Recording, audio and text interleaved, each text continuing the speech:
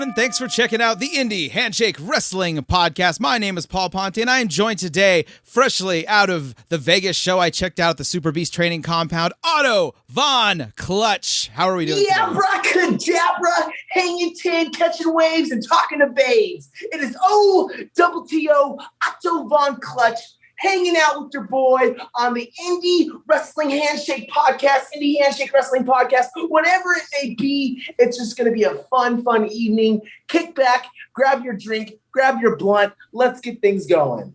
Absolutely, sir. And let's also go ahead and start off by promoting your show that you are promoting. That is right. Training Center. That is right. June 10th at the SuperBeast Training Compound. Otto Von Clutch is going to present to you guys Not Your Wave Volume 1. What this entitles is basically in the past 7 years of me being on the indies, I've seen a lot of different guys that I've kind of caught an eye on for certain individuals that maybe haven't gotten quite big of a push as I believe that they should have. So you're going to see some guys on there that I believe that are going to be new to a lot of people. I believe that we'll be able to have this show live on Twitch, but that's not confirmed at the moment.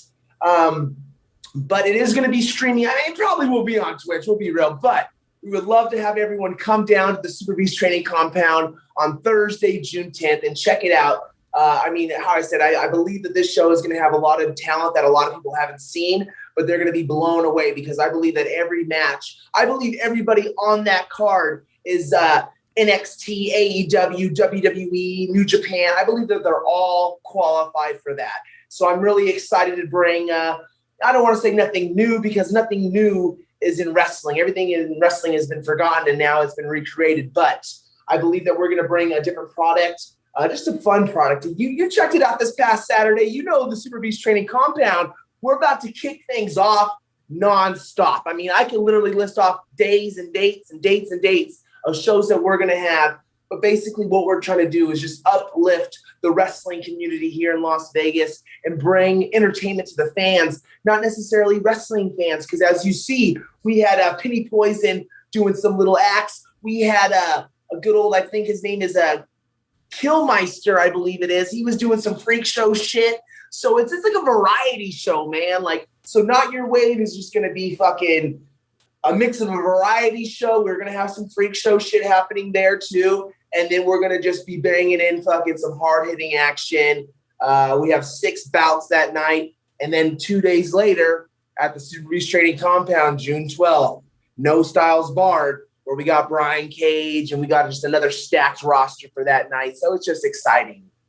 Yeah, I got Brian Cage versus the SuperBeast, as I like to call it, the meat match, because that is a whole lot of beef going on in that ring. Oh my goodness, that match is just I know they've competed with each other before, and I believe that the grudge and the hard-hitting action is just going to keep accumulating every time they meet. And I believe that it's not going to change on June 12th. We're going to see probably the most craziest strong style, 2 fucking bruisers going at it, and it's going to be exciting. And then I will be wrestling on June 12th, Crystal White, which is SuperBeast's manager. So it's going to be a lot of excitement there. You know what I mean? She's someone not to sleep on either. She's a badass chick. So I'm excited for that. And it's nonstop, bro. Shit is just popping off here in Las Vegas.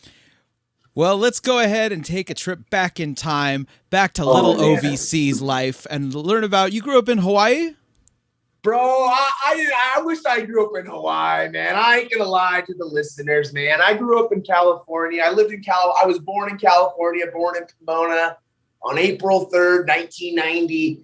And I lived in California for a lot of my younger childhood and then moved to fucking Utah for a little while and then went back to California. And I feel like I've lived every single city in Southern California. I feel like I hit them all.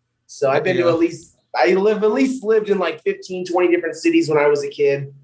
We traveled a lot and was always moving and going to different cities and shit like that. So no, I'm not from Hawaii. I wish I was. My manager, though, the Royal Hawaiian, she is from Hawaii.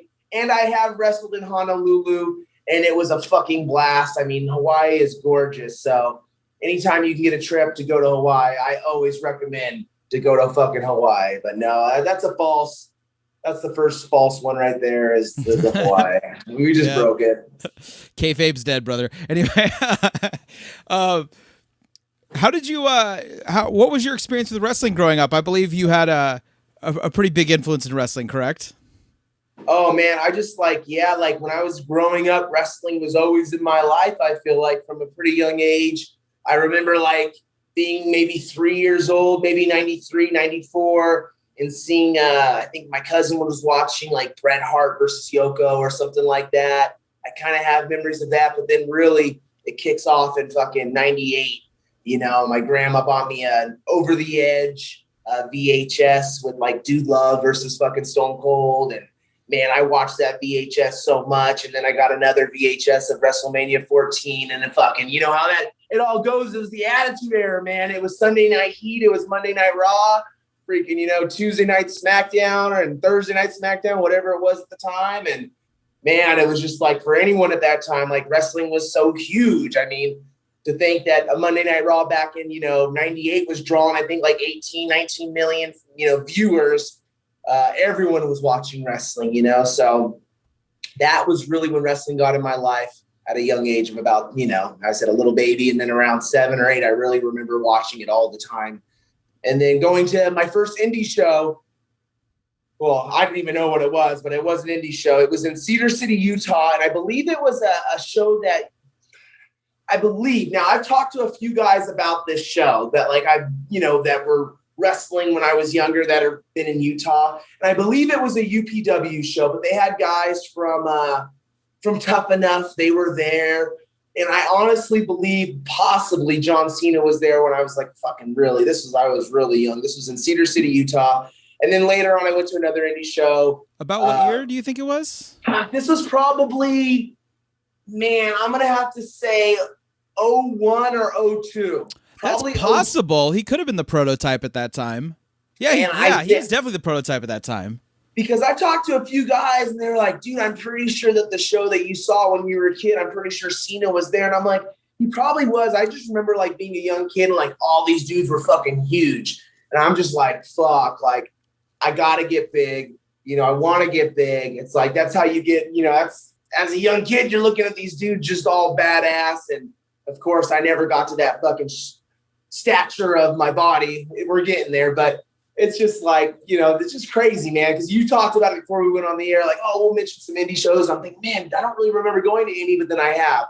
And then I also went to a UPW show in 2004 back in Anaheim, California, which was a fucking fire show, dude. They had China, DDP, Sean O'Hare, Conan. I mean, everyone was there. Rikishi. It was just, the list went on and on. It was a fucking, The Miz was there. It was a stacked night.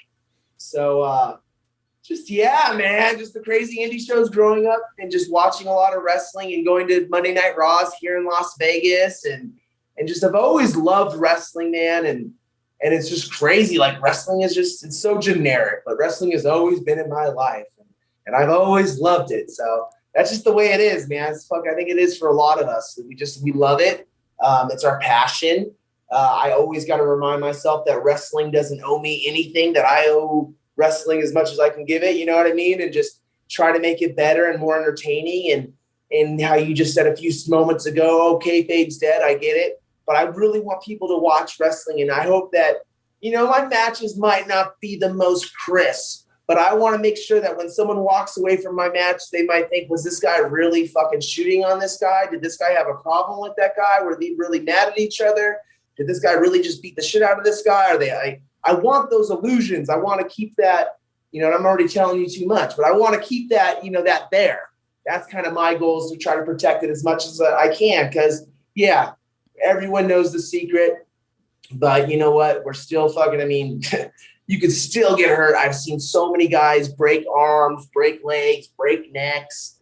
You know, I've literally seen guys break a neck right in front of me. Like, you know, so shit happens. Like, you got to be careful, you know, at all costs, because how Rikishi always says, it only takes 30 seconds. And my other trainer, Black Pearl, says it only takes 3 seconds. I mean, it's very quick. You can get hurt, as you know, so fast in the ring. So it's just, yeah, man, taking me back to those indie days, man. It was always fun going to those indie shows, though, and watching all that shit, man. And just, now here we are. We're doing it ourselves. We're putting on our own shows and enjoying every minute of it. Fucking A. Yeah, despite the physicality part, of course, just, going back to what you were talking about, kayfabe, we were talking about kayfabe's dead, blah, blah, blah. But, kayfabe has never been a thing in the movie industry, and yet nobody seems to have a problem with that. So, like, we know, as I said before in this podcast, we know Robert Downey Jr. is not in a metal suit and flying around. The point is, if something is entertaining enough and is so well done, we forget that while we are watching it. We sit there and we let ourselves be engrossed in the story we are watching. And that is my favorite thing about wrestling, is that you can claim to know all the secrets, you can claim to be smart or whatever, but if wrestling is good, you don't even think about it when you're watching it. No, absolutely. That's right. You nailed it right there on the coffin, man. Fucking A. I mean, exactly. If it's done right, you aren't even thinking about it, man. Like, and I'm very storytelling driven. That's my thing. I love telling stories in and out of the ring. So for the past 2 years now, I've been doing this thing where I finally found my father. I'm not going to talk about this asshole too much because he's a fucking asshole, but his name is Tombstone Jesus.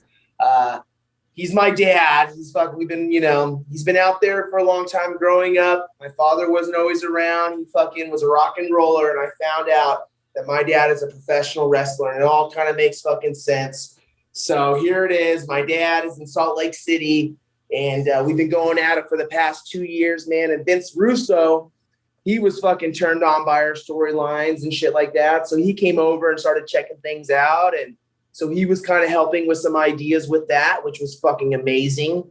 And so you can catch all that shit on Fight TV every Thursday under Devotion Championship Wrestling. That's a company based out of Salt Lake City, which has a lot of talent too, man. Just a lot of talent have come in and out of there. And just another territory. It kind of feels like right now that during the pandemic, it really felt like wrestling might have possibly went back to territory days for just a little bit of time, because it really felt like you had your Texas area with your certain promoters, and then you had your Vegas, and you have your Utah, and then you have some underground shit happening in Southern California that no one really talked about, but it was happening.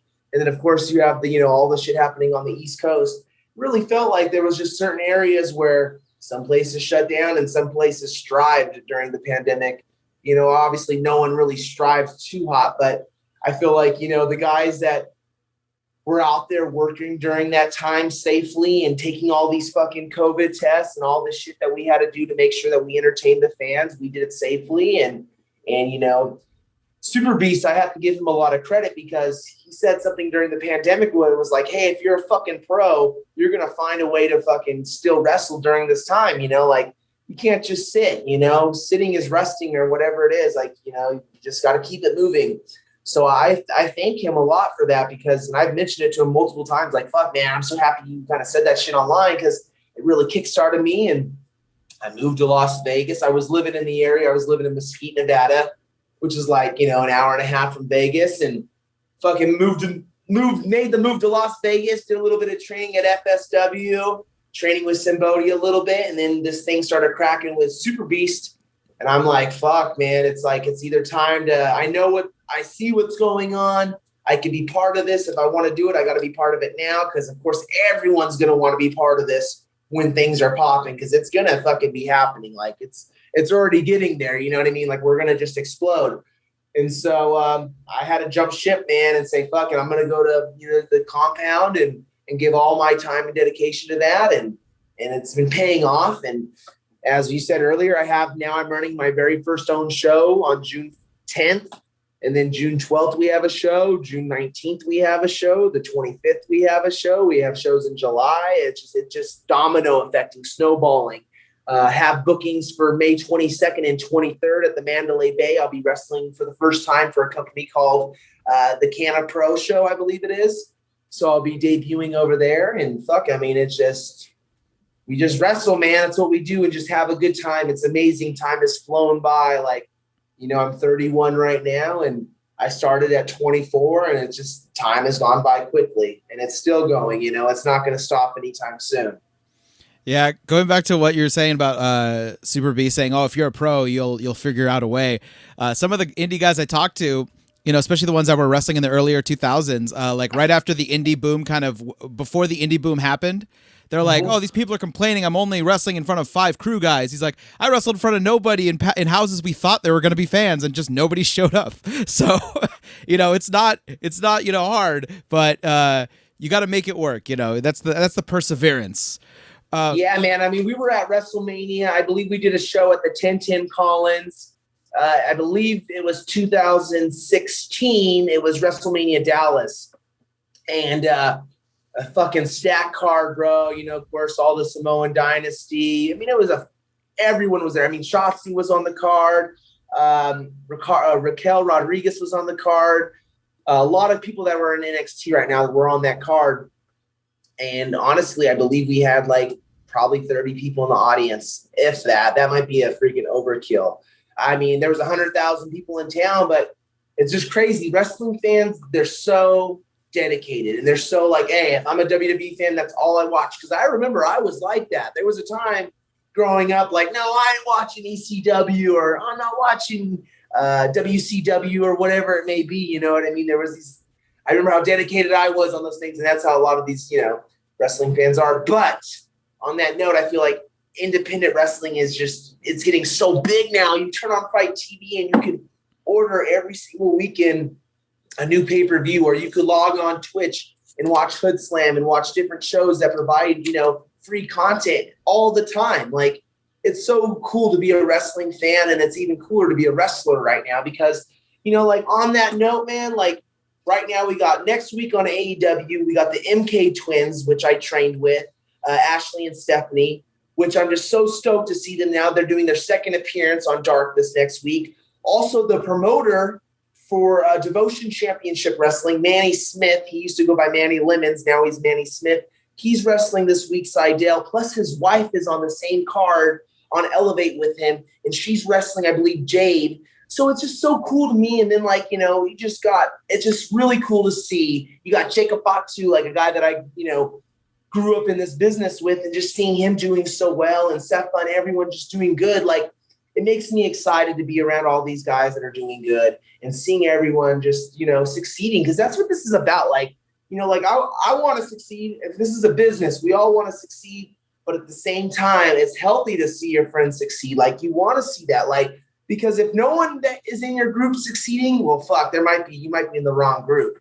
Well, yeah. I feel like right now in my life, fucking everyone is succeeding. You know what I mean? Like, so it's good. You know, I'm around the right people right now, and it's just really, I feel so blessed right now in life to be where I'm at. And, you know, shit, tomorrow's not promised. Anything could happen at any time. Like, we found that out on freaking, you know, March 13th, 2020. Like, shit could change like that. So I'm just really grateful for where I'm at right now. And I'm super grateful for every individual that has helped me along the way.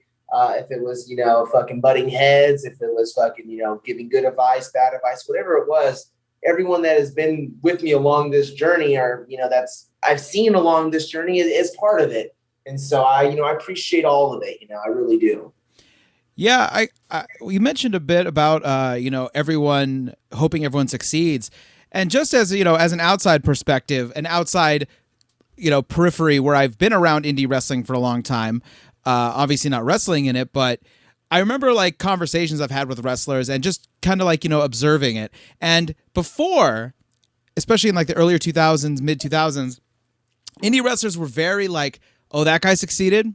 He's not that great. Like, why is it like, it was very much like a lot of times people acted like it was like this, it was like a personal affront to them to see someone that they perceived as less than succeed. And nowadays I feel like everyone's just constantly lifting each other up. Like, I see more people like on Twitter actually be like posting exciting things about other wrestlers than they do themselves, which I love. I love seeing that.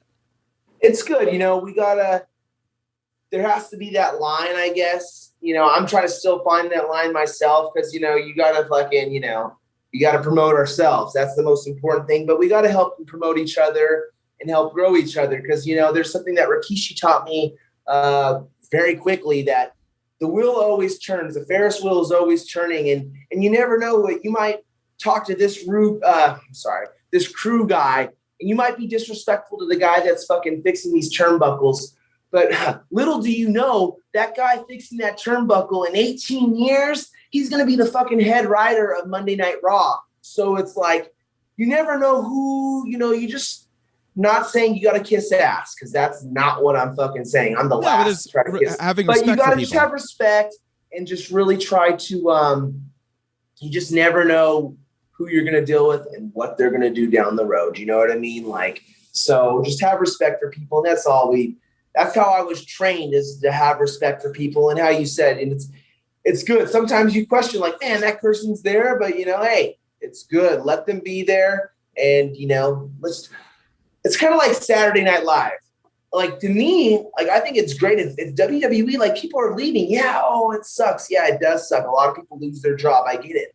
But you had your time. You had your time to collect your check. You had your time to prosper. Now we got to just bring in new people. It's just the way it is. It's just life. It's the evolution of life. Because if we don't bring in new people, how are we going to evolve? And how are we going to draw new crowds? Or how are we going to try it? So, it's just crazy. You just never know what happens and who and just respect everybody. That's what I'm trying to say here. Let's all have respect for each other. We all have bad days, and let's just all try to grow from each other. You know what I mean? It's like we're all in this together. Like, let's just fight through this. You mentioned Rikishi. You trained at Knokx Pro? Yeah, I trained at Knokx Pro from 2014 all the way until basically, I'd say, the very beginning of 2019. Trained with Rikishi, Gangrel. He was there for the first about year and a half, maybe year and a half. Simbodi was there for a few months in the beginning, and then basically Rikishi and Black Pearl, Reno Onawai. Those are my two main trainers. And then of course, going to a wrestling school, yes, they are your trainers, but there's so many other people along the way that help you. So many other students that give you their body to perform and to practice on.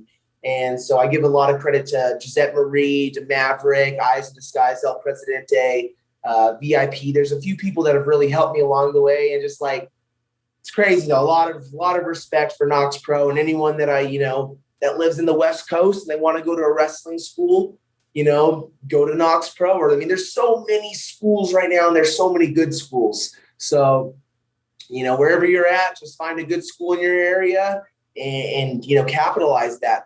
I know that right now at the SuperBeast Training Compound, I'm not a trainer by any means, but Dark Chic, she's the head trainer. She runs classes Tuesdays and Wednesdays. So if anyone's interested in moving to Las Vegas, or they want to be a professional wrestler, or they're already a wrestler and they just want to, they feel like they want to try to get a different rub, or they want to just try to get a different push, or they want to just try something different for themselves, because you got to bet on yourself. If you don't bet on yourself, if you don't believe on yourself, if I would have not betted on myself and going to the independents, and if I didn't leave the nest, leaving the nest is so important. Granted, sometimes when you leave the nest, mama bear and papa bear, whatever, they're not happy, but you got to leave the nest and you got to make moves. So, that's just the way it is in life. You got to level up. You know what I mean? So I'm very grateful for Knokx Pro for teaching me all my beginning stuff and my, some of my advanced stuff, and teaching me a lot about road smarts and street smarts and traveling knowledge, and being able to wrestle, Rikishi. I wrestled Rikishi from 2014, 15, 16, 17. That was I was his personal fucking guy, me, Maverick.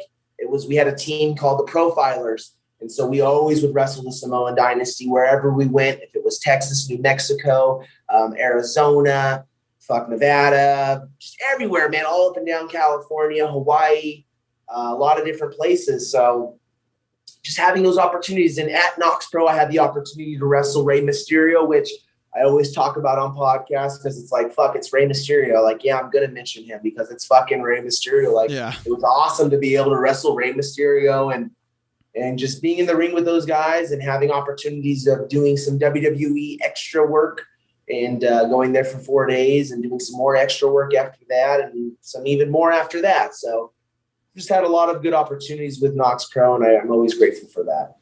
And what kind of a trainer was Rikishi? Was he a little bit more old school, a little bit more new school? What was the vibe? Oh man, the vibe is adapt. The vibe is each one teach one, access, opportunity, exposure. Basically his vibe was old school wrestling. We would learn our bumps, we'd do a lot of drills, we'd do a lot of squats, we'd get 500 squats in before we even get in the ring. They had a list, a big list of 60 different, chain moves that you had to learn. Just very old school, but very, just one thing I know that I excel in, and not to be a mark or anything, but calling on the fly, to be able to work on the fly. We don't need to call anything. So many guys, don't want to call things on the fly, and I get it, but you got to work for the fans. And so if I'm in the back and we're talking, yada, yada, yada, whatever happens, you can't work that way. To me, I love working on the fly. And so Rikishi has always given me that opportunity and that confidence that, we just call it out there. You know what I mean? Just believe in ourselves. Fucking, I don't like you. You don't like me. Let's go out there and let's fucking go. You feel me? I feel you. And let's just fucking go. That's how it is with him. It's no joke. And so just being able to be on the road with those guys and just all the fucking memories, dude, and being around them on birthdays and WrestleManias and all that shit it's good. And we still have a good relation. I was just there a few months ago doing a thing for their Tuesday night Twitch. Every Tuesday night on Twitch under Knokx Pro, you can watch. They have fucking killer content, bro. Every single week they're dropping. And it's great now that they're branching out and they're letting all the independent guys come in, let them all come in, let them all just experience this. And just how you said earlier, how a couple of years ago, I remember some people were bitter, now things are changing where, shit's just crazy right now in life. So it's we all want to see each other succeed. And that's all it should be about, man. You know what I mean? I want FSW to do good, just like I want us to do good and Versus to do good. And whatever it may be, whatever promotion, let's all I think that if we all could just help out, and we're all helping out by just putting on wrestling, having wrestling on every Tuesday and having different performances on weekly is keeping it alive. And wrestling has never been more alive in a sense, because you look at India, they got 40 million fans over there that are watching Raw, and you got Japan, and you just got so many places, so many different. We're such a small anthill in North America when you look at all the different, territories in the world, not just, North America, but in the world. And so wrestling is still going strong. Might not be as strong in North America, but I think it's going to start changing very quickly. I feel like wrestling is already starting to, once the fans are getting back, it's just going to get people back into it. And, it's amazing. I commend everything that has happened with WWE doing killer shows, AEW doing great shit. Just everyone's been doing good shit. You know what I mean? It's good for them. Very good for them. Yeah, we talked a bit earlier about you talked about storytelling being your main thing. Was that something that you feel like specifically Rikishi or any other trainers at Knokx Pro really did they hammer home the idea of storytelling in with you? Or was that's honestly yeah, in a sense. But dude, Sin Bodhi, I give it to him, man. He literally kind of gave me a little insight, and I'll even drop it here. It's there's no such thing as wrestling psychology. There's no such thing. It's life psychology that implies to wrestling. Or he says it of course, he says a more philosophical than I do just now, but basically just, there's not wrestling philosophy. There's just life philosophy in you. If you apply the life philosophy to the wrestling philosophy, you get wrestling philosophy. I don't know. So, just storytelling, man. And just being on my own, here I am. I left the nest. I'm not now. I'm still with Knokx Pro. I didn't leave on bad terms, but I told him, hey, I want to go. I want to start going to Oakland. I want to start doing these Hoodslams. I want to start doing shit. I want to get out there. I need to be seen, and that's something that actually, when I went to WWE for a couple of days, we did a couple shots there. They told us, if you're not getting out every weekend, we're not, that's what we want. We want to see you going out there and trying things and working in front of crowds. And so I basically been taking their advice. And for the past 2.5 years now, or 2 years and a couple months, I've been doing that, man. And it's been really a good feeling, and just trying to bet on myself and believing in myself and always learning, dude. Always fucking learning. Never, ever have I ever stopped learning in this business. So it's exciting though, dude. Really exciting times. And how did you, learn about Hoodslam, meet Sheik, meet SuperBeast, all that? Shit, man. Like, so once again, Knokx Pro. I met Sheik. Me and Sheik have wrestled in Dallas together. We wrestled at the Dome in Bakersfield. Fucking went to Hawaii together. Shit. I mean, just so many different times in California. Me and Sheik have met each other through Knokx Pro. And every time I seen Sheik, she was always like, hey, come on up, check it out. Okay, I'll do it. I was always so nervous to leave the nest, like, I don't want to piss off my trainers. I don't want to get them mad. Oh, God forbid Rikishi can't sleep tonight because I went out and took a booking. Like, I'm sorry.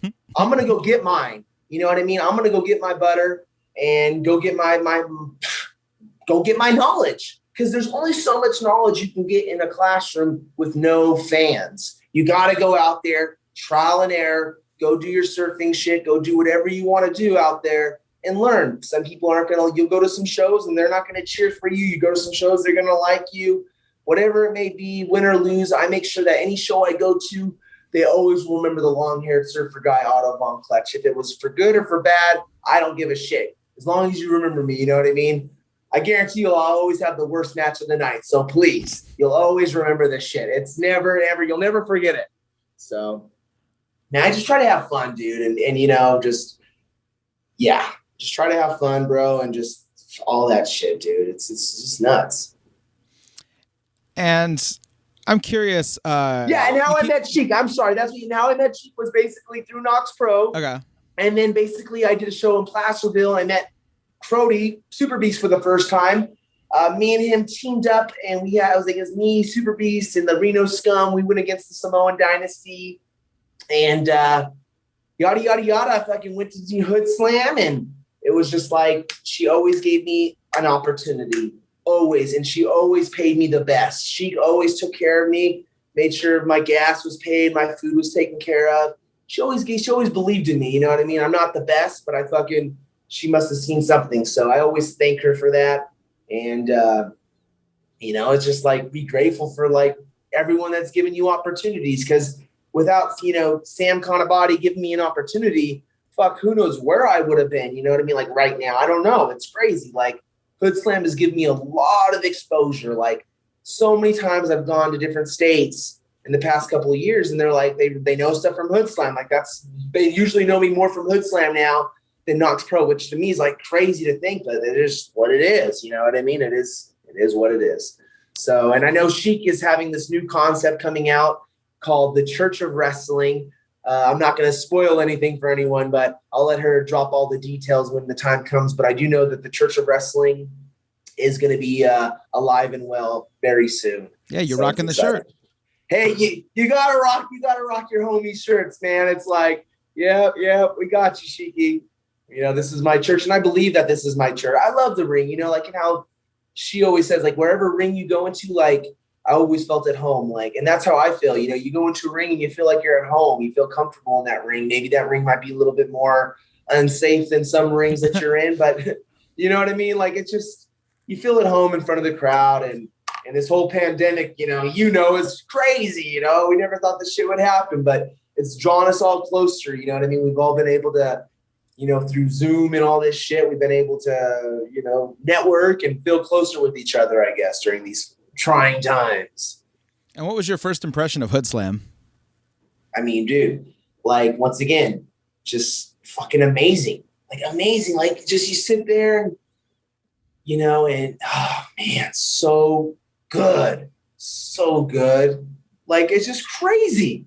It's crazy to think that happened and it worked. It is the accidental phenomenon. It really is, because just it's lightning in a bottle. And you're like, what is lightning in a bottle? Fucking Hoodslam. That's lightning in a bottle. It's just like something that a moment in time that you can never go back. If it's for me being a fucking Baywatch character or St. Pauli's girl or a fucking Princess Peach or being a fucking, Darth Vader's and so many different characters. Like, I don't even remember all these characters that I was able to do because of, this opportunity that I was provided. So just Hoodslam is fucking awesome. And I think, nothing's dead. I don't think anything is dead. I think everything will come back. You know what I mean? Like, yeah, Hoodslam's not going on now, but I think it's going to. The fact that last week at our show on May 1st, No Favors that you could watch on Twitch under the Hoodslam channel, Sheik didn't even announce that we were doing it. She just, I think, randomly, and we weren't even planning on doing that. I think last minute she figured out that she could kind of set this thing up and do it. And so, boom, it happened. I mean, I know there's other footage of that show that's going to be released, but if you can't wait to see it, I think it drew over like 1,000 views in 1 day or 2 days. It was boom, like 1,000 people watch it that quick. And I think people are just dying. They're like, please give it to us. We want to see it, which Dark Arts Entertainment is not Hoodslam. But I mean, you're going to see a lot of those characters that were in Hoodslam there. And as I said, on June 25th, Dark Sheik cordially invites you to Fearless. So that's a really big deal. You're going to have Fearless happening at SuperBeast Compound. Tickets are on sale at Eventbrite. I mean, if you go on Eventbrite right now, look up Las Vegas and just type in wrestling, shit, it's like 7 of our events. And it's so exciting to see like GCW doing draft day.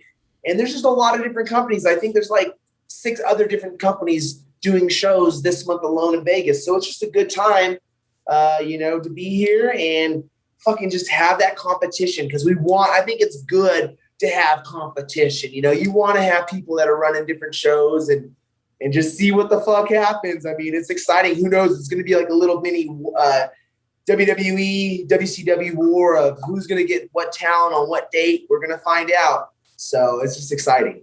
Yeah. And as you know, putting on a show now, not everyone can work every show.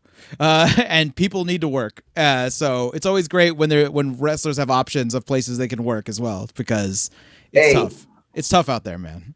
It is. And for all the wrestlers out there, get your dough, get your money. If you're going to get up one really great advice that I got from a cat named Eli Everfly. Great guy. I interviewed him on the podcast. Oh, great. He gave me, I don't know, he might get mad that I give this secret out, but I don't give a fuck. Fuck you, Eli. I'm going to kick your ass whenever I ever get in the ring with you. I always told Eli, like, I'm going to kick his ass whenever I get in the ring with him. I don't know when it's going to happen, but it'll happen one day. But the guy is awesome. I love the dude. He really is a great dude. Was able to work with him a few times, not in the ring, but just being backstage with him at WPW. And he gave me great advice. Like, it's like, it's like hitting up girls. You're going to message different women. Some women are going to get back to you. Some are not. Or your preferences, guys, you hit up some guys and they don't get back to you. It's like that with hitting up promoters. Like, don't be ashamed, like, to hit up a promoter, because that's the promoter's job, is to take emails all fucking day long.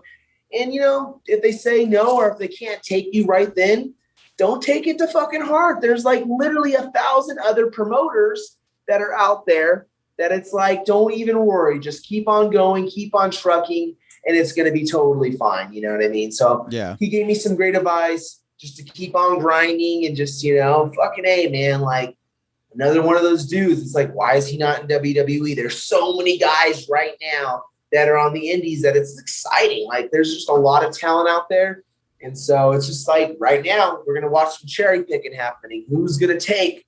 What are they going to take? Who are they going to take? They're going to take a lot of people. They should. There's a lot of talent right now. So it's just crazy, dude. Like, that match with Jacob Fatu and Steven Snap Cesario was a fucking amazing match. I mean, it was. And it's like, you know what I mean? It's just, they had, I would say, close to a 5-star match, maybe a 4-star, 4.5-star match. It was a great, I don't even fucking rate matches in stars. And that match made me think about trying to rate it in a fucking star. That's what I think. I've never, ever put a match into star perspectives, but that match made me like, holy shit. Like, that's why they're the fucking main event. You know what I mean? They killed it. So know your role, know your place, and fucking A, we're going to just keep on moving along cordially. Or the fuck.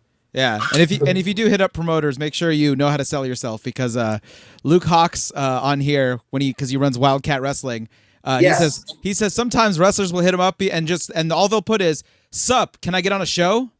And he's like, I don't know who you are, man. Like, could you try and help me out here? Be more specific. He's like, I just delete those. I don't even look at those ones. He's like, nah, sorry, man. I know, man. And it's hard. It's hard to, like, I get it. It's hard to know your worth. It's hard to know when to judge and when to raise things. And should I charge $100 here? Should I charge $50 here? Should I charge $300 here? Like, it's hard to gauge that. You got to fill it out. It's a filling out process. You got to believe in yourself. And once you believe in yourself, then you'll kind of figure out your worth. But, like, who knows if the show if it's on fucking television, I'd say go on it, even if it's a low pay, but that's just me. I don't know.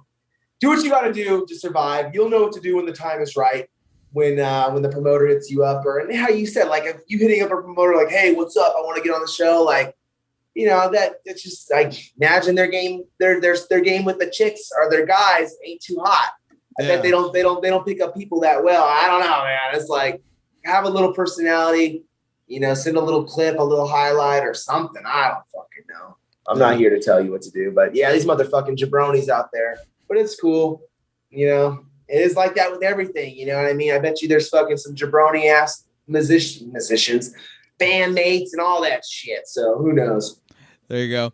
Kind of off topic for what we're talking about now, but I'm curious how I thought it was really cool to see, like, not only April Horn, but the other people from Glow, the Glow referee at the last show. How'd you get hooked up with April Horn? Fucking A, man. Me and April, like, I did a thing called WrestleFest or WrestleFair, and Knokx Pro put on this big old wrestling convention. They've done it like 3 times now, and they usually bring in Boogeyman and David Arquette,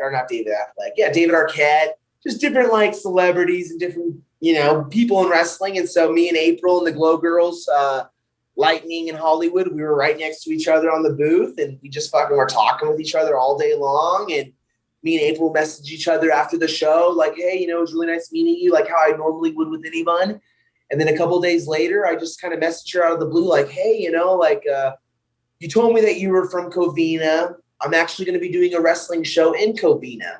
Would you be interested in managing me for this show? And I was kind of nervous asking her because I don't know. She hasn't been doing this in like 30 years. So I'm like, fuck, I should just see what she says. Are you serious? You want to have me as your manager? That would be an honor. No one's ever thought about doing that for me. Thank you so much. And she was so humbled, and just the gratitude that she has. Like, she just wants to be there for me as much as she can help my career anyway. You know what I mean? She just wants to be there to just try to help and see me grow. And so fuck me and her, we've been teamed up now for like since about the past 2 years. She's teamed with me a few times in California, Texas. She's supposed to go to Utah, and some shit happened at the airport, yada, yada, yada. She's been around on the road with me, and she's just such a sweet lady, and just fucking give her props, dude. I mean, she's, they're pioneers. They're the trailblazers, those Glow Girls. I mean, fucking A, they need to have a celebrity, Hall of Fame ring in the WWE. They did so much for the business. And so it's great to have them. Now I've been able to meet like almost fucking all of them, dude. Like, because she's had me at conventions with her. She's had me at Los Angeles Comic-Con. I think Long Beach Comic-Con, she had me there. And few different places that she's had me tag along with her. So now I've met fucking almost all the Glow Girls, and I have a good relationship with a lot of them. Actually, I have no negative relationship with any of them. And it's just really cool, man. So it's just the wrestling community, you know what I mean? Just being able to network, being able to have good, just communication skills, and being able to talk to people. That's going to get you a long way in life, with anything. Just being able to talk to people and just, get comfortable with being uncomfortable. So that's one thing that wrestling and Rikishi helped me with, is just get used to being uncomfortable, because this shit, is going to feel uncomfortable for a long time. And fucking A, I'm going to have a shot of Patron to that one. There you go. I don't ever drink. I don't ever fucking drink, man. But anytime I'm on a podcast, I have a drink. But I've been on a lot of podcasts lately, and I haven't been drinking. And I'm like, fuck, we got a bottle of Patron for the show. We never drank it. So I'm like, I guess I got to have a shot of Patron. Just totally breaking all the barriers here. Like, who the fuck am I to be drinking Patron on this podcast? That fucking cocky bastard. He thinks he made it. He ain't shit. Fantastic. Man, I like sir. have fun. Awesome. Brother, it's time to take it home. We have the Take It Home segment coming up. I love it. I have a list of questions here for you. Yeah. And feel free to take as much time as you like. Oh, I will. If Andre the Giant is the 8th wonder of the wrestling world, who in your opinion, are the other 7 wonders of the wrestling world? The other 7. Well, I guess China's the 9th. So basically, instead of being the Mount Rushmore, who are my 7 favorite wrestlers? Yeah, with no, but you could also no order specifically. So you don't have to be like, well, this person's better than this person. Just like I got you. No, I got you. And it doesn't matter, just any wrestler. Wrestler, manager. Okay, anyone. I got you. Probably number 1 is going to be Jacob Fatu, man. I tell you what, I love that dude. Like, that's my bro. Like, Jacob Fatu all day long. He's number 1. Number 2. Gonna be myself because I'm fucking just totally a motherfucker that way. Love it. Number 3, I'm gonna have to say SuperBeast. Number 4, fucking Dark Sheik. I love where this is going. Perfect. Number 5, Stone Cold Steve Austin. Number 6, Eddie Guerrero. Number 7, the fans, man. Fans, they need their fucking, I don't know. I feel like without the fans, there's like, as corny as that sounds, and my trainers used to always say it. And I'm not going to lie, I thought it was kind of corny at first, like fans always first. And of course, Hoodslam's motto is fuck the fans. Yes. But it's with love.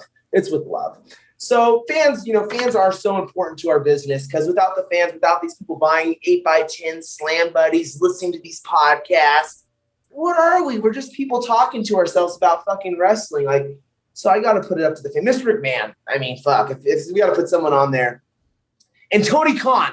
I fucking love Tony Khan's eyes. He's the fucking people aren't talking about it enough, but Tony Khan is cutting the best promos in the fucking business right now. Every single, I think it's like, I don't know, on Tuesdays, him and fucking Tony Schiavone do these little fucking cheesy ass promos on Impact. In front of like the old school background. Dude, they fucking are killing it, man. Like, those are the fucking promos that people are sleeping on. I'm like, dude, these are only getting 40K views. Like, this is the shit that is fucking gold, but, just all that shit. So there's that answer. I know it was totally, I gave you like maybe 9 of them. It's all right. Fuck it. Yeah, it's like, rules on this are like rules in wrestling. They're made to be broken. Always. Every wrestler travels a lot, especially if they're actually, making the loop and driving around.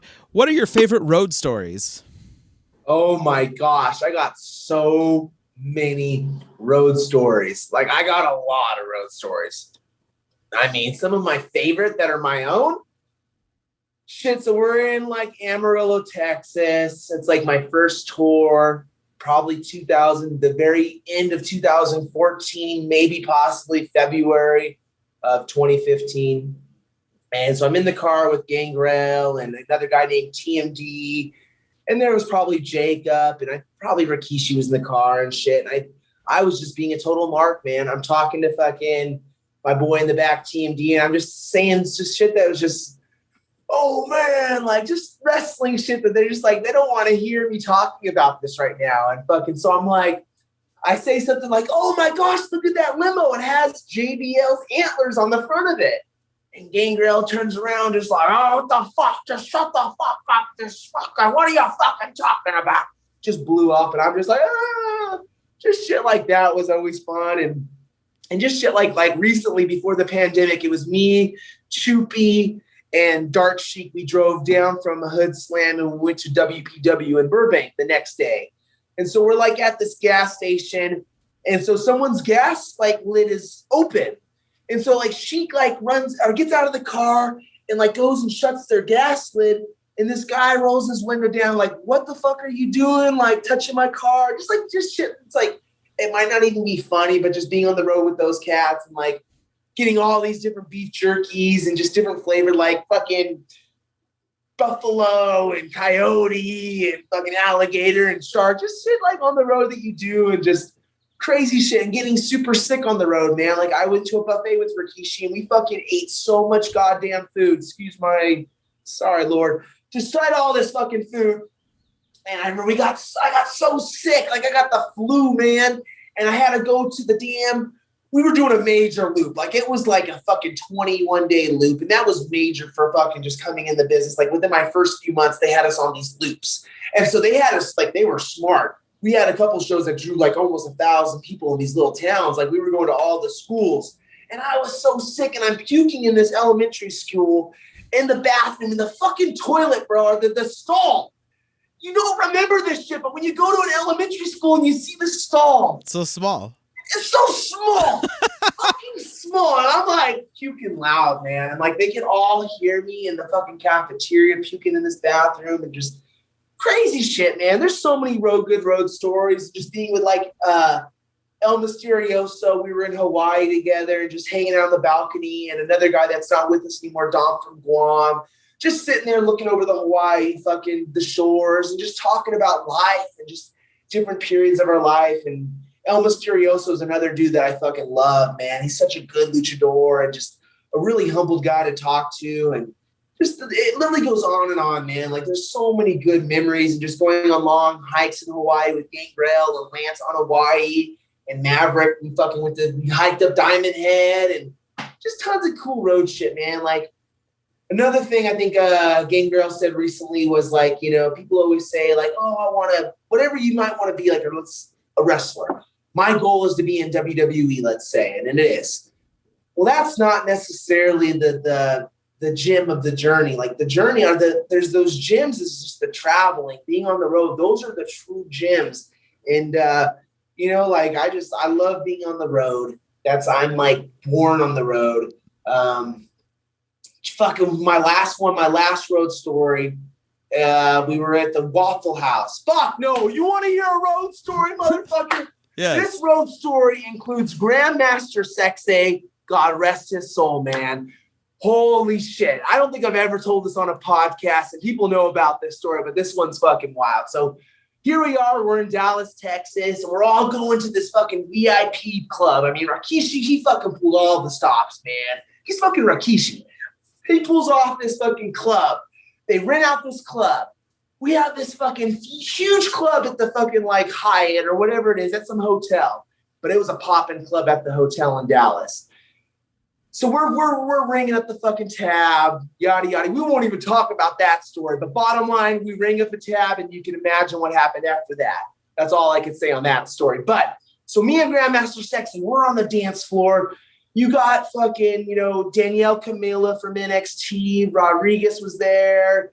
I mean, Shotzi was there. I'm pretty sure. I don't know if Sheik was there or not. I know Sheik was on that tour. But we had a lot of people. Mosh Pit Mike. Tons of people were there. So me and Grandmaster Sexy, we're doing a fucking dance-off. I mean, this is a guy that I watched as like an 8-9-year-old kid at the Royal Rumble. And now here I am having a dance-off with Grandmaster Sexy in this club. And so this cap, and granted, it was just one worker that made the whole crowd start chanting for myself. Mosh Pit Mike, he's like, oh, no, whatever. They're all cheering for me. Grandmaster Sexy starts getting a little hot. He's like, oh, fuck this. He grabs my tie. Now, this is a quick backstory. This suit that I was wearing, my grandmother knew we were going to WrestleMania. We were going to be possibly going backstage. So I got this custom fucking Italian suit, literally cost $800. The tie that I was wearing alone was $250. Like it was literally like almost a $1,500 complete outfit. The first time I ever had an outfit like that, God bless my fucking 100-year-old Nana. She bought me this beautiful outfit to look good, and I still have it. So Grandmaster Sexy grabs my fucking tie, and he's like, you son of a bitch, I want you to take a fucking bump right now. And I'm sitting there, and I'm just getting so red. And I said, no, motherfucker, you fucking take a bump for me. And he's like, whoa, all right, calm down, Junior, calm down. And he just starts dancing back and just shit like that, dude. Like, fucking A, like, you know, and I still have that tie. Just like, just getting all mad. That's one thing I have. I have a temper. I do have a fucking temper, man. Like, and it's not a big temper. Like, it's definitely a million times better than it ever was before. I used to get hot, like, when I first started training, like, it's testosterone, man. You got two guys fucking going at it. You're going to get some testosterone. You're going to get some energy. That's all I can say. The energy is going to happen. Just learn how to harness that shit. But, bro, I could literally go on and on and on about road stories, but there's just a few of them right there, dude. The Grandmaster Sexy one I never fucking said, but I literally have a lot more juicy ones, let's say, but we're not going to say them. No, I'm just kidding. There's nothing that juicy, but just smoking cigarettes, like me and Jacob smoking cigarettes. I don't want to fucking just stooge it on myself. Smoking cigarettes in the hotel room, fucking getting crazy bills from the hotel.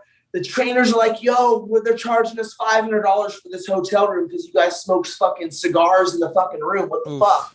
Just shit like that, just being crazy young and all these things were good learning experiences because I bet your ass right now I respect every place that I go to. I don't fucking disrespect any hotel. I'm very, these are all things that I've said this a million times and you never know, it might be that this podcast that they hear it.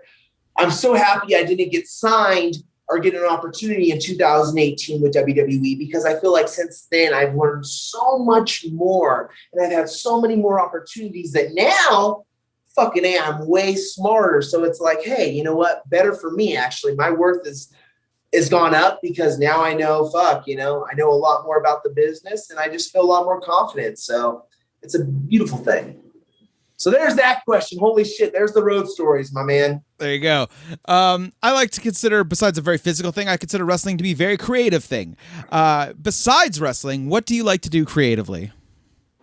Man, honestly, just I say I try to love to bring people. I love to make people's lives better. I try to love to uplift my friends. And that's something that we all, I love to make people happy. I love to make all my friends happy. I want to give people rides. I want to just make sure that everyone's taken care of.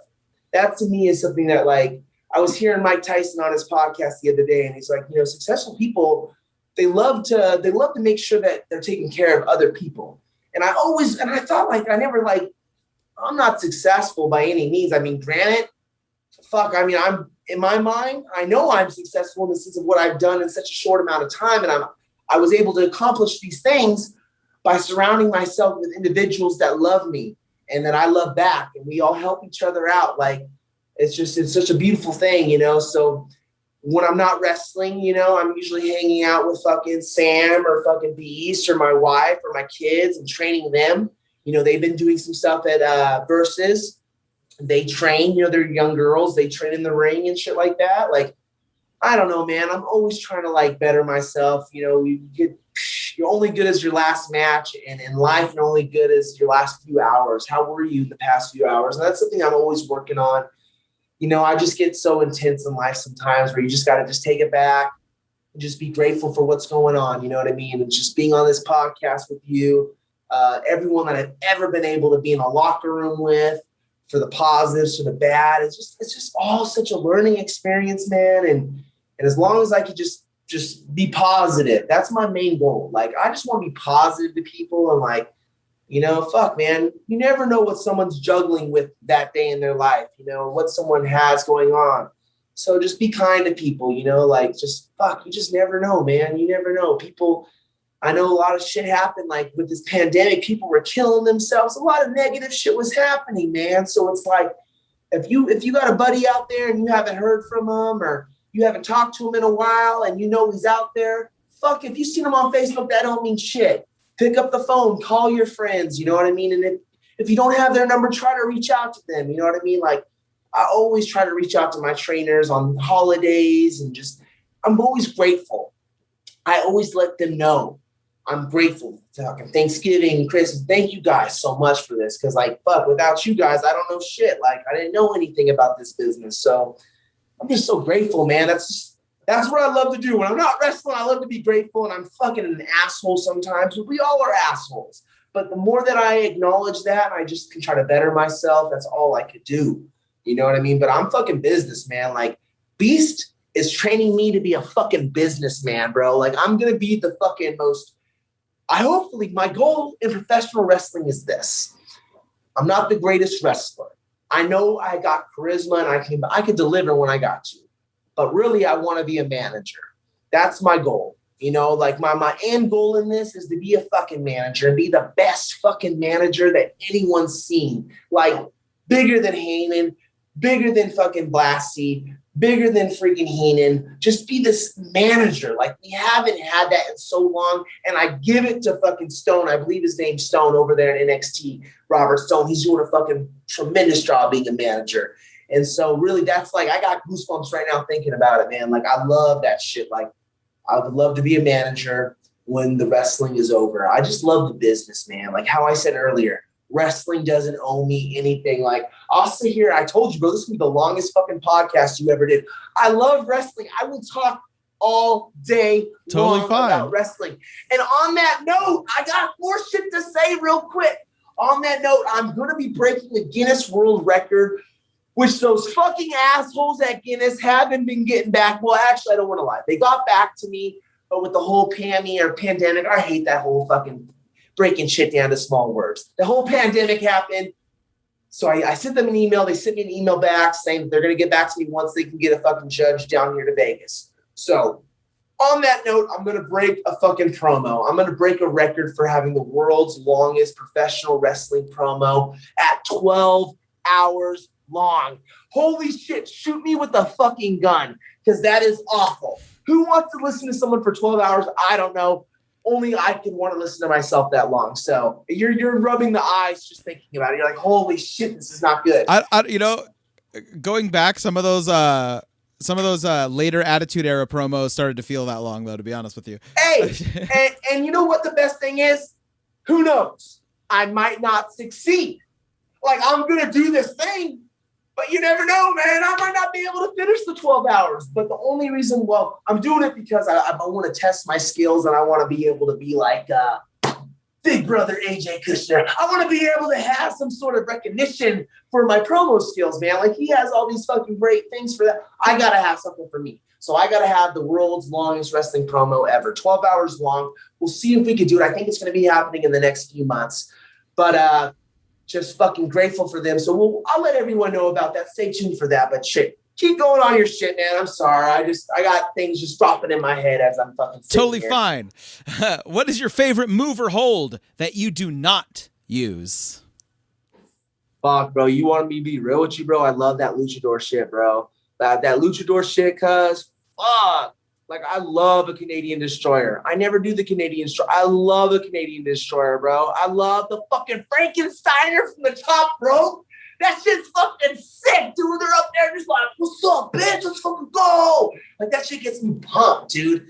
Like, I don't give a fuck. I love hearing fucking Excalibur say, okay, Sadora.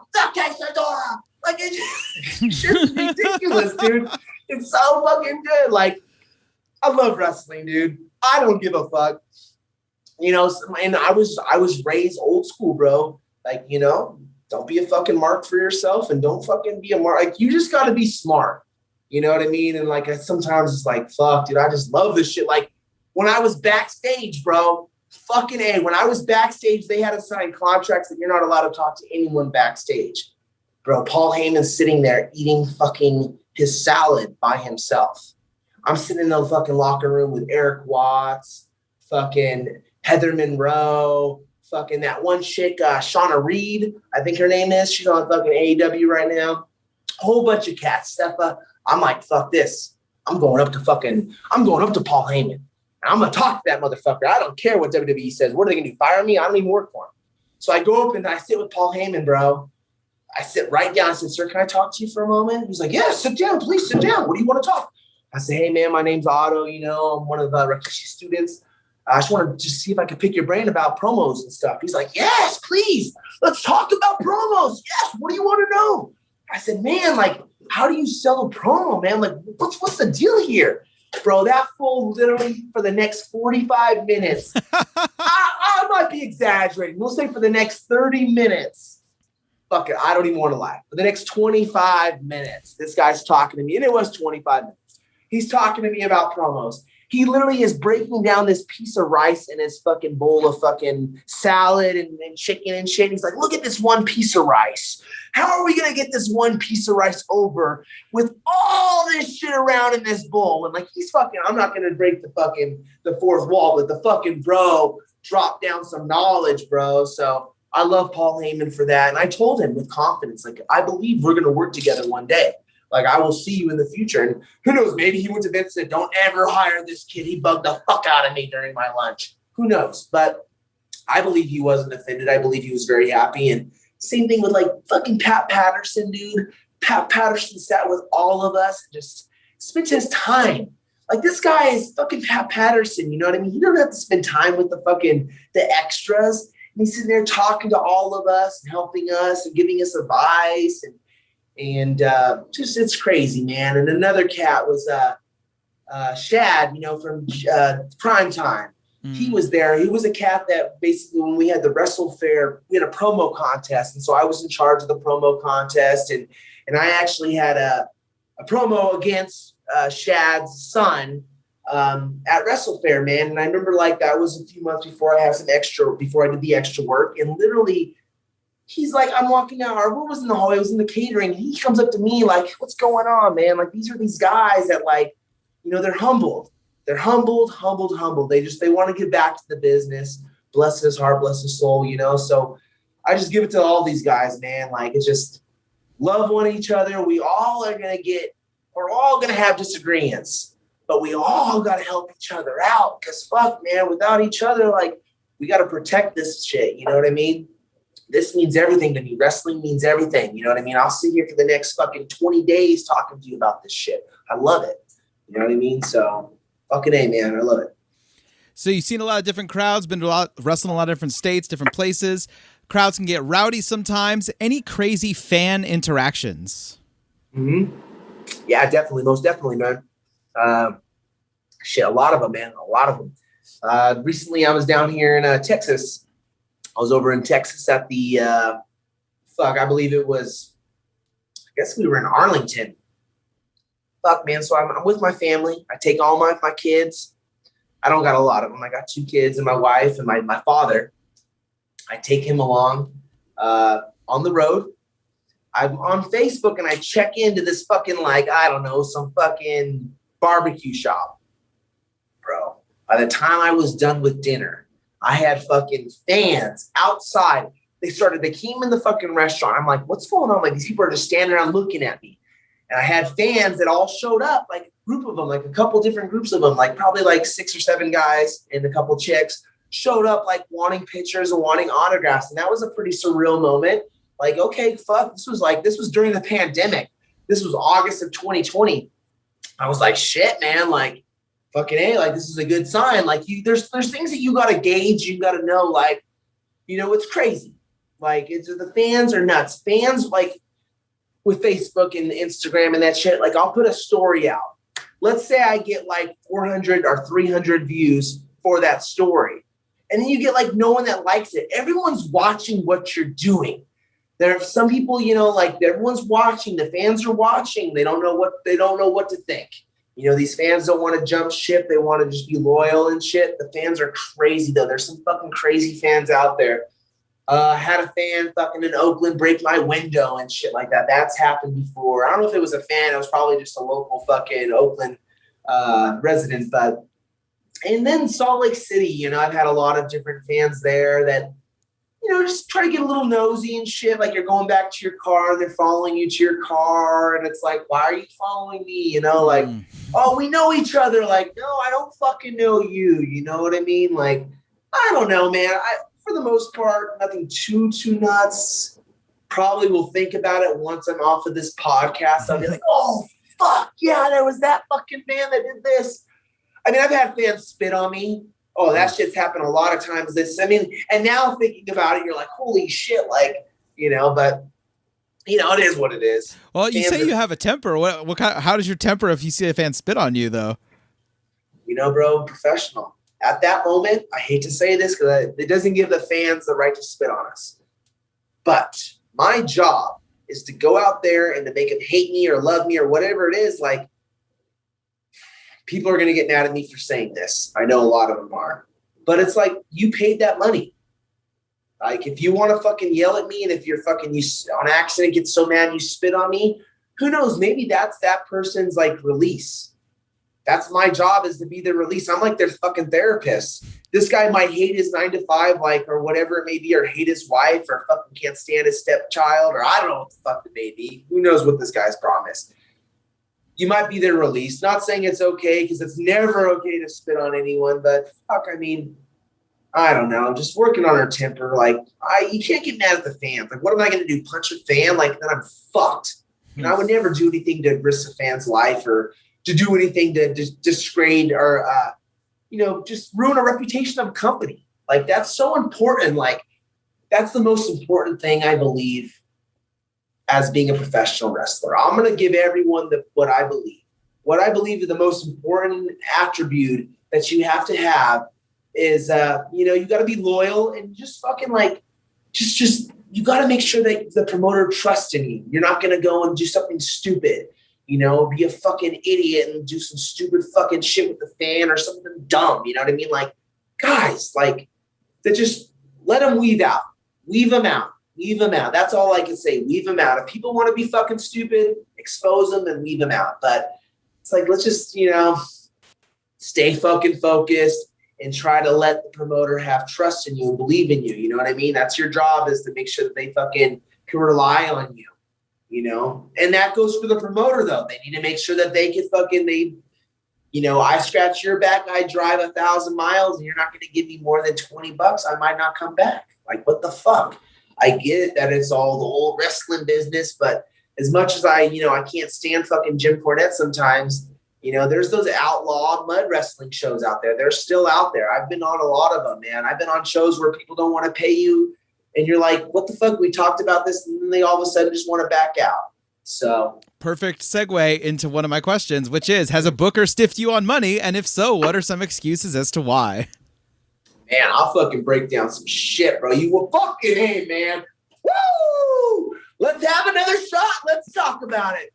This is the shit that Mr. McMahon's like, nope, I can't sign him. He's just too risky. He's just too fucking risky right now. No. Yeah, dude, it's happened. So basically, I'm in Texas with my fucking family and kids. I don't give a fuck. I don't give a shit. This guy basically tells me I'm basically fighting for their inaugural championship. They've been putting posters out for weeks. The promoter, I know, gets a little salty because I don't want to go out to dinner with them the night before. Like, I'm sorry, I just traveled in. I actually bought my own hotel room. I don't want to go to dinner with you. Even though you're going to pay, I don't want to go. This promoter starts getting a little salty. Right before my match, they say, hey, I don't got no cash on me right now. I don't got no cash. You're going to have to talk to so-and-so. I don't have cash on me. I got a couple bucks I can give you, but it's not this certain guy's job to pay me. It's the promoter's job. The promoter tells me, oh, I didn't know you were on the card. You're like, you didn't know I was on the card? You asked me out to dinner the night before. I'm on your fucking poster that you're promoting on fucking Fight TV or whatever it is. And so he's like, well, I don't have cash on me. That's between you and this other guy, which it was not, because it's his company. Bro, I snap. I tell my kids, everyone, I go literally during a match, which is very unprofessional. I'm going to spill it out there. I'm unprofessional. I go out there and tell my whole kids and family, fuck these motherfuckers. Come on, guys. Let's go, kids. And as I'm leaving the fucking building, the promoter's at the door counting money. Oh, dude, I snap. I'm like, you motherfucking piece of shit. I'll fucking whoop your ass. I don't care if you're an MMA fighter. I'll beat your fucking ass right now. And granted, I hate to say this, but this company uses the church, like literally uses their church as like a backing, which I'm not for. I think it's hella corny. You're gonna have your tidings go to these wrestlers and super like we prayed before the fucking show. Like, granted, I'm all about freedom of religion. And hey, I believe in God or whatever. It sounds like this guy's trying to have a tax-free wrestling promotion is what it is. Exactly. This is some righteous gemstone shit, but for wrestling, dude.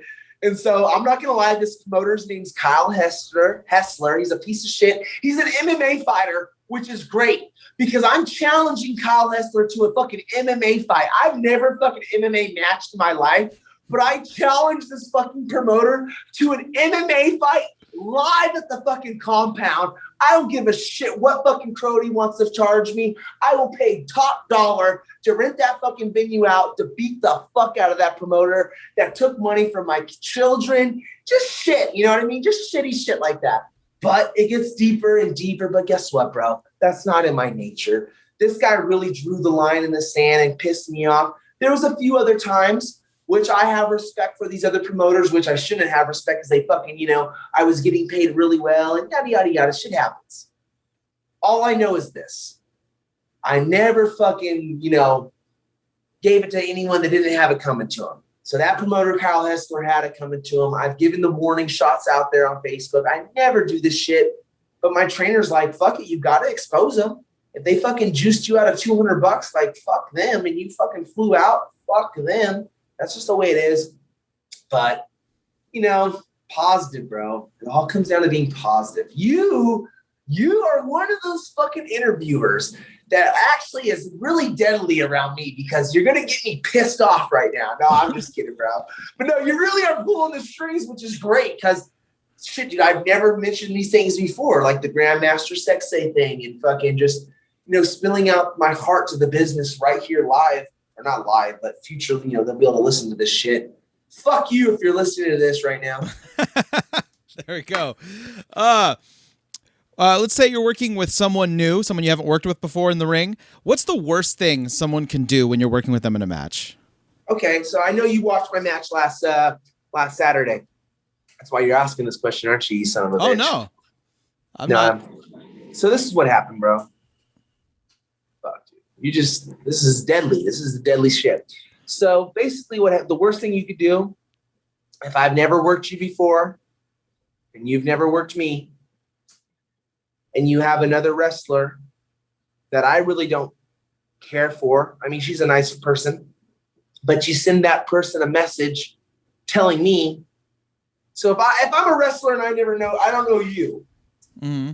I tell this water bottle, hey, water bottle, I'm going to fight this guy on the screen. I want you to let him know I'm going to kick his ass. And then this person sends me a message saying, hey, I know you're fighting so-and-so on fucking, you know, April 17th. He's going to whoop your ass on April 17th. I tell you what, that shit's going to get me fucking hot, bro. If I don't really know you that well and you're going to have someone tell me that you're going to beat my ass, bro, I'll fucking spill some beans, dude. So I got some heat out here. I got heat. I'm not going to lie. I know I have heat. I don't give a fuck if I have heat out here. Fucking let the heat. It's a hot fucking place. I'm in the fucking desert.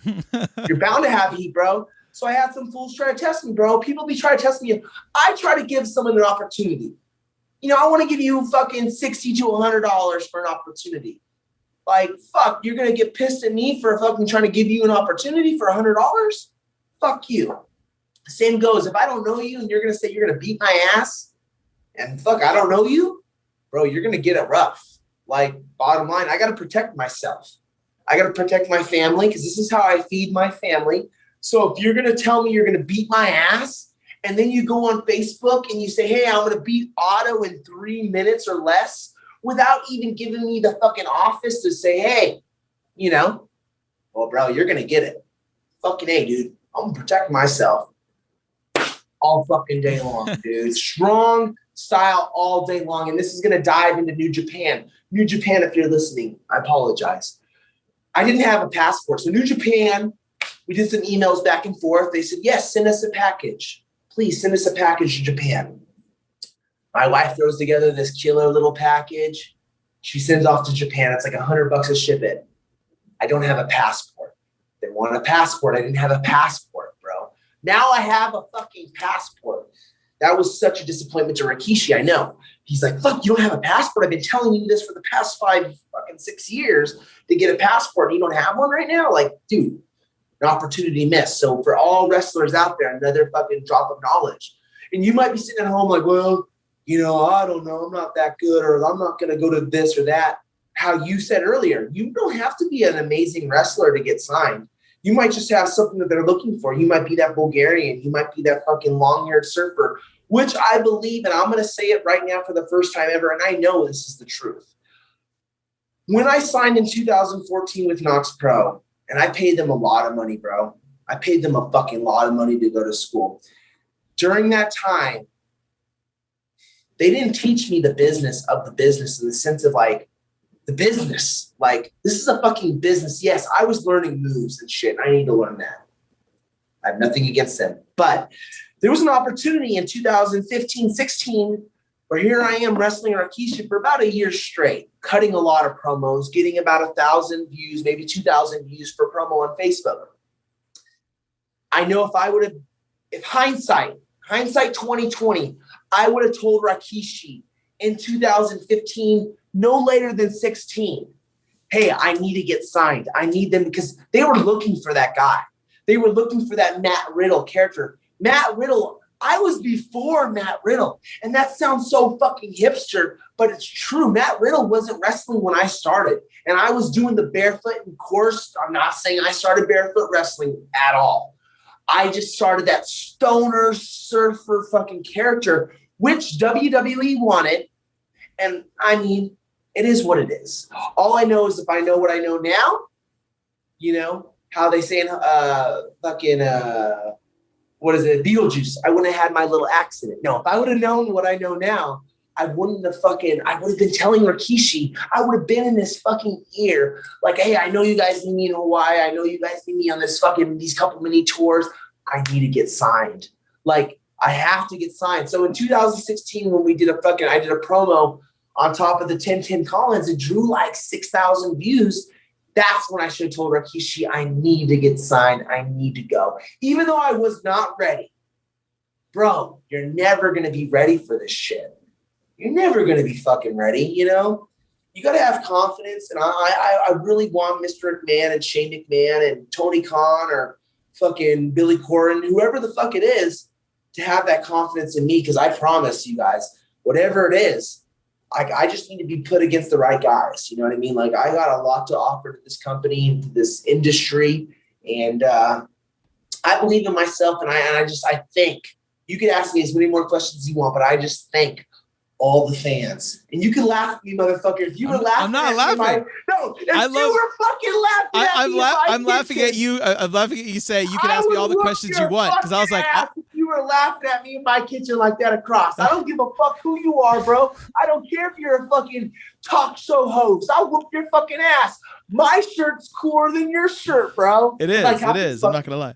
No, I'm just playing with you, bro. I love you, bro. I'm just fucking with you. But I just, I thank all the fans.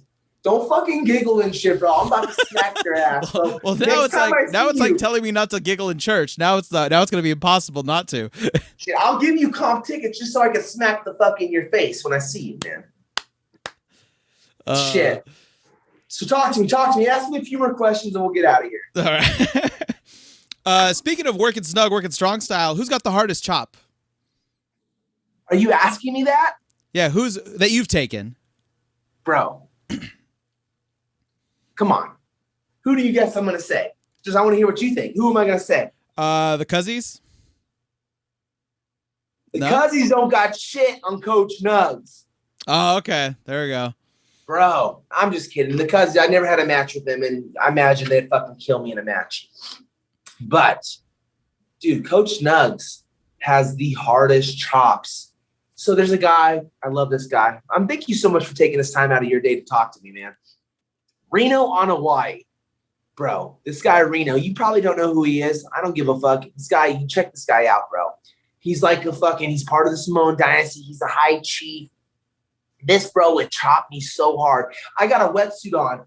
He would chop me so hard, like, I don't think he was taking advantage of me or anything. He was just trying to toughen me up, and like, fuck, dude, like, that shit was tough. And then when I went and started dabbling with Hoodslam, they booked me a few times with Coach Knokx, and I think that was a test. I think because he's booked me against Coach Knokx because they're like, hey, let's see what he does with Coach Knokx. And dude, so snug, like fucking A. Like, and once again, I'd rather have shit be snug than like. I remember going to a fucking WWE SmackDown, and John Cena's punching the guy. Here's the glasses, or here's the bottle. Cena's like this. And bro, like, I love Cena. I love what they've done with the business. It's just like, bro, I get it. Longevity, if you got 52 weeks out of the year and you got 3 shows that week out of the year and you got fucking 200 shots, I get it. You're not going to punch each other every night because I get it. I know it gets sore. Like sometimes when I get fucking, snug style, it's sore. But it's like, fuck, dude, like you got to have some sort of contact. That's just me. I'm sorry. And Mr. McMahon's probably like, you asshole. That's my golden goose, you son of a bitch. Well, guess what? Your golden goose don't mean shit on the fucking circuit no more. No one wants to see John Cena no more. And they're probably like, you're wrong, Otto, you're wrong. I think there's so much more talent out there. I believe you book a guy like Funny Bone, he will draw more than John Cena. I believe you book a guy like Jacob Fatu, he will draw more than John Cena. Stefan Fatu will draw more than fucking John Cena. There's these guys that are out there, and I believe Dark Sheik, Triple H, Paul Levesque. You need to hire Dark Sheik. I mean, you need to have that transgender woman. And what better way to do it than with Dark Sheik, someone that has revolutionized the industry, someone that has given so much to the industry. We gotta hire these people. Like, it's crazy. There's so many people I know right now that aren't hired, but there's a lot of people I know that are getting hired with AEW. So it's fucking exciting as fuck right now. So it's just like, you never know what will happen, but the most snuggest guys I've ever been in the ring with, no doubt, are fucking, Coach Nugs and Black Pearl. And then on that note, I'm going to be a fucking stooge and speak for my partner, Maverick. He's not my partner anymore. Well, we're still partners, life partners. We're buddies. But he was my old tag partner. When we had a match with Rey Mysterio, which I've never told this story, he got when we got like a double 619. Well, he got like 619 so hard in the fucking boot, or into the head, he had this big boot mark. And after our match, he goes up to my, my girlfriend at the time, which is my wife now, and he's like, man, so when's Rey Mysterio coming out? You're like, bro, you guys just wrestled Rey Mysterio. Like, he was totally knocked the fuck out. Oh, shit. He got just totally snugged and got knocked. And I imagine with Rey hitting two people, it's a little bit of a different angle. But fuck it, we're going to break that fourth wall. Send me the DMs how I pushed the barrier too much during that little fucking segment. I don't give a fuck. Homeboy got knocked in the fucking head, and he was knocked the fuck out. So it is what it is. I'm excited to hear your answer to this one. What's the hardest you've laughed at an indie show? Hardest I've laughed? I mean, bro, what's that guy? You know his name, and I don't want to be rude because he's a Hoodslam guy. I know his first name is Michael. He would wrestle as like a Stardust character. He did this character. He did fucking like Enrique Iglesias. And oh my God, it was so good. He fucking like was singing as Enrique Iglesias. The fucking fans loved it, man.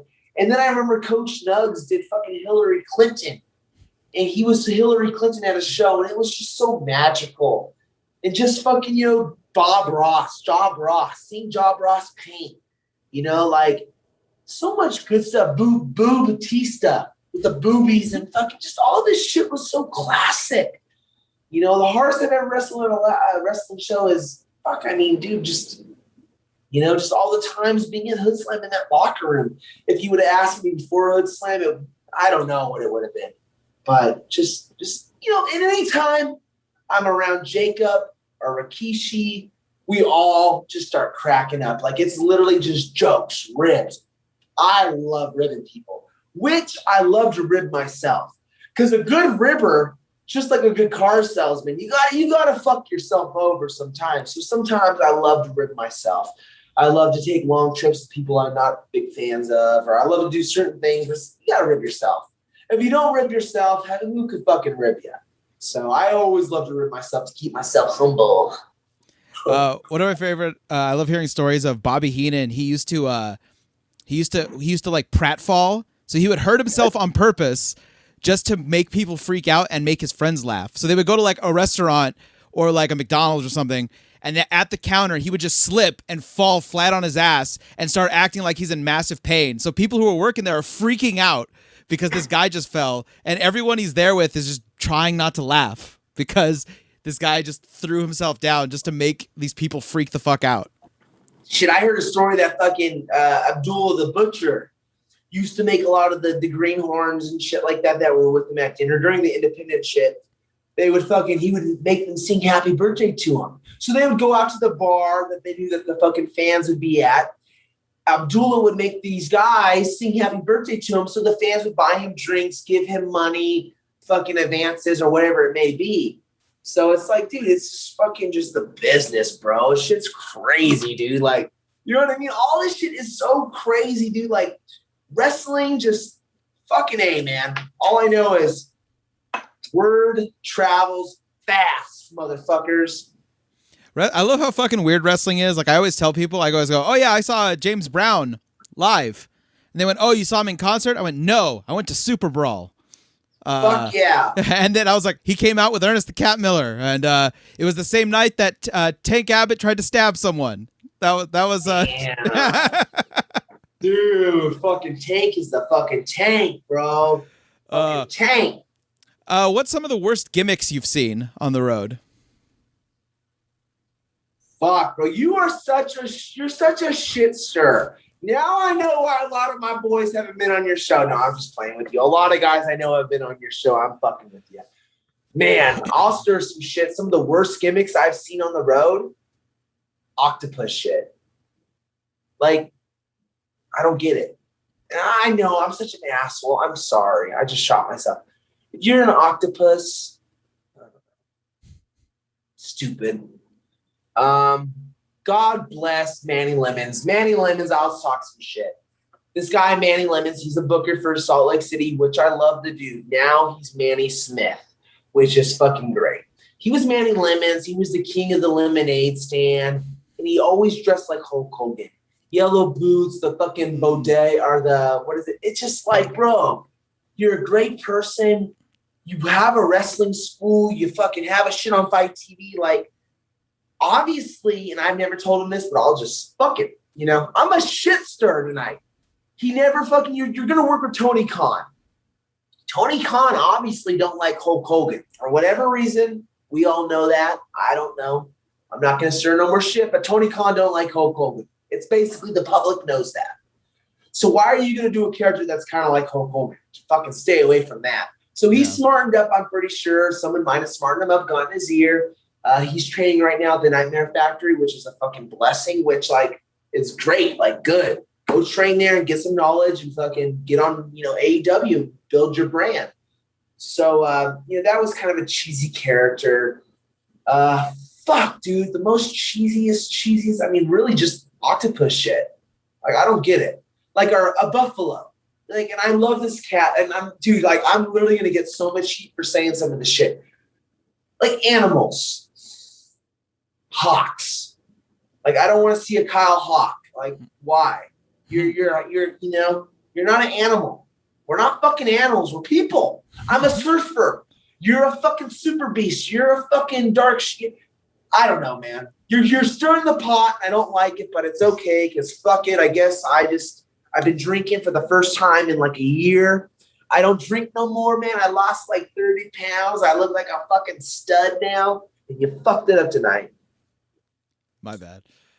No, I'm just playing. Now on this one, you don't have to name names if you don't want, but you work on shows with a lot of big names. Any former WWF, WCW, ECW guys, whatever, that acted like they were bigger than the show, just really like rubbed you the wrong way, any in that way? I don't care. Give me 15 seconds. Let me think real quick. I'm honest. I want to give me 15 seconds. I just can't think, bro. Like, Boogeyman was such a fucking humbled guy, giving me advice on the messenger. Fuck. Gangrel always giving me advice. Rikishi always, just everyone always so humbled. Sometimes it's not necessarily the guys that were like the big stars that are like that. Sometimes it's like, and you know what? Just like how everyone has a bad day. So I probably met some people that they would be like, well, Otto was a fucking dick to me that day, or, whatever. Otto was a dick when I met him. We all have our bad days and good days. I don't know. I've never had that problem, bro. Like, I'm trying to really dig up the dirt for you, man, because I would love to give you the most dirtiest of dirt. But I've never had like a WWE guy be a dick to me. I've never had that on an independent show. I've been on shows with Lance Archer and, just a lot of different names, fucking John Morrison, and just the fucking list will go on and on. Like, if I were to break it down, I don't need to break it down. Jake the Snake Roberts. Dude, like, Jake the Snake Roberts is one of the coolest fucking guys. Like, he sat down and just chilled with me and my wife talking fucking in 2020 during the pandemic, just having a good time. Like, dude, I don't know, man. I've never had that problem. Like, maybe I've always been respectful. Fuck, dude. Okay, guess what? Such an asshole, bro. Just because this is the Indy Handshake podcast. Okay. Now, if I tell you this, I don't want you to go out there and fucking, we're saying this on the air, so this is what's going to be sticking. Do not tag me that I said this, but I will say it. So in 2004, when I went to a WPW show, I'm sorry, not a UPW with Ultimate Pro Wrestling at the Grove of Anaheim. I've never told this story. Fuck it, wait. Don't wait till people are dead. Say it now. I met Rikishi for the first time. 2004. I bought a fucking 8x10. I believe it was like $40. The dude didn't want to say nothing to me. I'm like a 14-year-old kid. I'm excited to meet Rikishi, and he was such an asshole. He was a fucking dick to me that day. But on that note, I met the guy later on at a House of Hardcore in 2014, actually almost like 10 years later, and I asked him about the school, and he told me to come the next week, and I came, and he's the fucking sweetest guy I've ever met. But if I had to be real with it, Rikishi in 2004 was an asshole to me. I remember I told this to a worker that was really close to him, and he's like, don't ever, ever say that. Don't ever let him know that. Fuck it. I'm going to just say it. I've been having Patron. I've been doing these Jell-O shots. Fuck, bro. I bought some Jell-O shots at the fucking Indian liquor store over here in Nevada. Fuck, I went on a road trip today, went hiking and shit. So I'm like, fuck it. I knew I was going to be on the podcast tonight. I wanted to deliver the best podcast ever. And I believe you can't be on a podcast without drinking some alcohol. Like, you watch Stone Cold's podcast, not saying I'm Stone Cold, but you got to have some drinks. So to be honest, Rikishi was an asshole to me. But that day, granted, 2004, I mean, I don't want to talk politics and shit because I'll probably get in trouble for this, but I'll say it. 2004, Rikishi in WWE, he was like, I think they might have, he left. Whatever happened, he wasn't there no more. He was at this wrestling event. Who wants to be at a fucking wrestling show with, 300 people, if there was that? But China, God bless her soul, was the sweetest lady. China, Conan, so fucking sweet, bro. Like, literally, China, sat there and talked with me with, somewhere there's a whole bunch of pictures. I'm, with all the wrestlers. Shit was cool, man. So, it's crazy. I spilled my fucking tequila. And you cannot have a good podcast unless you spill some alcohol. So, that's just the way it is. You know what I mean? That's just the way it fucking is. Talk to me, Paul. Brother, we have reached the final question. I love it. The final, he's like, holy shit. I swear to God, bro, every podcast I go on, I either break the record for having the longest or I break the record for having the shortest. Tonight, I think we're going for the longest. All right. I call this the touchy-feely question of the podcast. It is your pure joy in wrestling, whether it be something before, during, or after the match, the thing that still gives you goosebumps, the thing that still makes you say, fuck, this is why I love wrestling. This is why I love this business. Bro, to be honest with you, that question changes, or that answer to that question changes week for week. Last Saturday, to be able to watch my brother Jacob and watch my brother Snap battle it out, whatever issues there might have been in that match or whatever happened in that match, they fucking delivered. So I was proud as someone that, I booked Jacob. I paid for Jacob to come out. Right as I'm speaking to you, I got Snap texting me right now, talking to me about Floyd Mayweather. So imagine that. That's how our universe is right now, bro. We're so interconnected. It's a beautiful thing. To see Jacob, for me to be able to pay Jacob his fee and Jacob to come out and deliver the way he delivered and be able to watch that. That to me was at that moment my most proudest moment because I basically booked that match. I mean, Chris booked it, but I helped booked it. I paid for fucking Jacob to come out. And it wasn't cheap to be able to see that. That was a beautiful thing. You know what I mean? And it just is going to keep on growing. The next thing now that I'm talking to you, bro, you don't realize I'm so grateful for this right now. On June 10th, Otto Von Clutch presents Not Your Wave, Volume 1. What's going to happen? How many more volumes? Dark Sheik gave me that confidence. If Joey Janela, if fucking Jimmy Floyd, if fucking Alley Cat, if fucking Effie, if these people are fucking branding themselves, and Dark Sheik might get mad that I say this right now, but I doubt that Dark Sheik's going to listen to this whole thing. She's like, what has Joey Janela got that you don't got? And, that fucking sticks to me. She even said on this podcast, she said, I kind of wish I would have called it Dark Sheik's Hoodslam after I've seen all this stuff that's been going on. And there you go. My man. There you go. So she told me this at her house. She's like, I'm envious. I don't know if she said envious. She did say something that was very complimenting. She's just like, I'm very happy that you're going Otto Von Clutch. And that was kind of her idea because honestly, I don't know what I was going to name it. And the Not Your Wave is like, fucking not your wave. Like, people want to get booked on this show. Like, dude, if I didn't reach out to you, you're not on this show. Like, the no favors.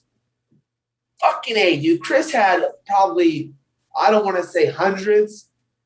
Let's say at least 50 different workers try to hit him up to get on that show. The show's called No Favors. Like, if you weren't here building this shit up from the ground up, like, dude, Chris has spent so much time, so much energy into this. And why is he doing this? He doesn't have to fucking do this. He doesn't have to pay fucking 10 grand a month to have this killer fucking venue. He's doing this for you at home. You at home watching on Twitch. You at home paying to fucking watch on you, I'm talking to you, the fucking podcaster, you coming out and watching our show, bro. You came all the way from fucking the Bay Area, right? You live in the Bay, correct? Yeah, San Jose, yeah. Fucking A, you came from San Jose, California. Did you fly out? Yeah. So listen, I talked to literally like, I'll break the fifth wall again. I think we sold like 120 to 150 tickets. We had 120 people there. That was our final count, was 120 for the night. And, I know I talked to a lot of them. They all fucking flew in from out of state. We had people from Idaho. We had people from fucking Seattle, people from LA. We had people from Northern California like yourself. We had people from Texas. People came, what is that other town called? Phoenix, Arizona. They came from destinations to come here. Like, we're just trying to revolutionize the business, bro. Like, if you're at home and you're listening to this is your time. Reach out. Get yourself booked. Because when this takes off, we're not fucking slowing down for anyone. Because we're not fucking slowing down for shit.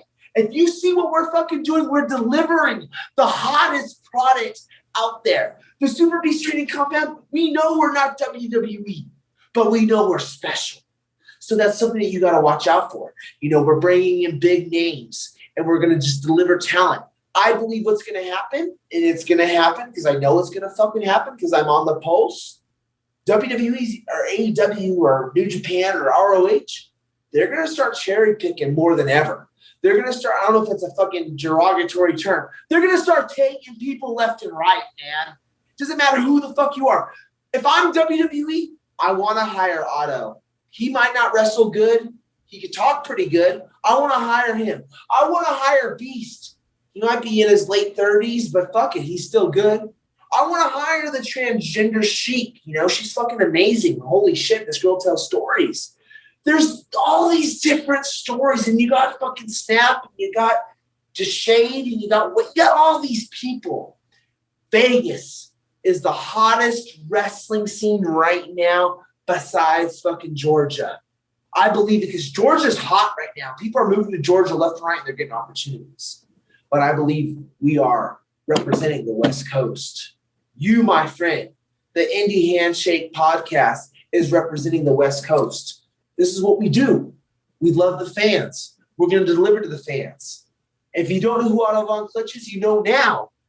But it's pretty simple, man. We got shows. I know you were going home. This is the go home. Oh, no, that's actually perfect. Because I was going to say promote, put yourself over, put over the compound, put over everything. Let's go. I literally got 2 full lists of fucking events. I got May 22nd and 23rd at the Mandalay Bay. For the first time ever, you're going to see Otto Von Clutch, Dark Sheik, fucking SuperBeast. The list goes on and on. Gangrel, my original trainer, is going to be at the Mandalay Bay at the G4 Expo. It is fucking a cannabis expo with Travis Barker, fucking Mike Tyson, the list goes on and on. That is May 22nd and 23rd. And then you got fucking June 10th, Not Your Wave, Volume 1. Tickets are available on Eventbrite.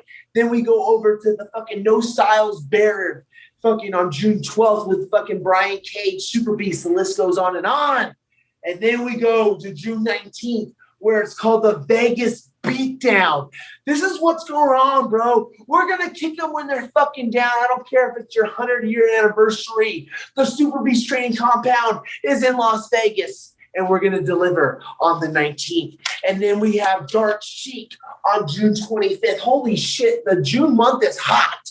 June 25th. Tickets are available now on Eventbrite. Dark Chic Quarterly invites you to Fearless, where they represent the LBGQ community, where the pride comes out, where all the folks that are out there, the gay wrestlers, the transgender wrestlers, the lesbian wrestlers, they get to be fucking represented, man. You know, because it's so like, you know how it is? I'm sorry. How it is. Bottom line, I mean, if you want to come out of the closet or whatever that's a huge deal. Bottom line, like, I don't care what your beliefs or what your thought process is. Like, to be able to have the fearlessness to come out of the closet and to be strong and to, you know, to take fucking love in your sexuality. Fuck, that's what it's all about, man. We have fucking just passion. And then my final plug. Fuck it. I won't even say it, but July. All I can say is one word. And I know the SuperBeast is going to want to beat the shit out of me once he hears this, because he will listen. One word, giant. Giant. In July, you're not going to want to miss it. All I can say is giants. Giants. Giants. It's going to be a big fucking show. And as always, I promote Devotion Championship Wrestling, which is located in Salt Lake City, which every single Thursday night on Fight TV, you can watch it. And you can catch Otto Von Clutch on it. So, man, thank you so much for having me on your podcast. I believe we're close to the 2-hour mark, which is pretty fucking impressive. But honestly, like, I thank all my fans. Tomorrow is not promised. Not saying I'm going to do anything stupid, but you never know. I can go driving and get in a car accident. I just love all the fans. I love everybody. I want to bring positivity to everybody. Even though I'm a bad guy in the ring, I just want to see everyone succeed. So thank you so much for having me on your show, bro. Like, it fucking means the world to me, bro. Like, I was really excited about this. I was doing a lot of shit today, fucking doing some hiking, and went to fucking a couple different cities in the area to promote the wrestling show. I just made sure I had to be back here for this, because this was a fucking honor to be here on the Indy Handshake Wrestling Podcast, bro. And if you don't know what that means, you're going to just have to think about it long enough, and it might just come to you. There you go. Thank you very much, sir. I appreciate you being on. You've been a fantastic guest. Fucking A, dude. You're like, go the fuck home 20 minutes ago. Holy shit. Not at all, brother. Thank you, guys. Follow Otto Von Clutch on Instagram, Facebook, on Twitter, everything at Otto Von Clutch. Yabra Cadabra. Don't touch the clutch.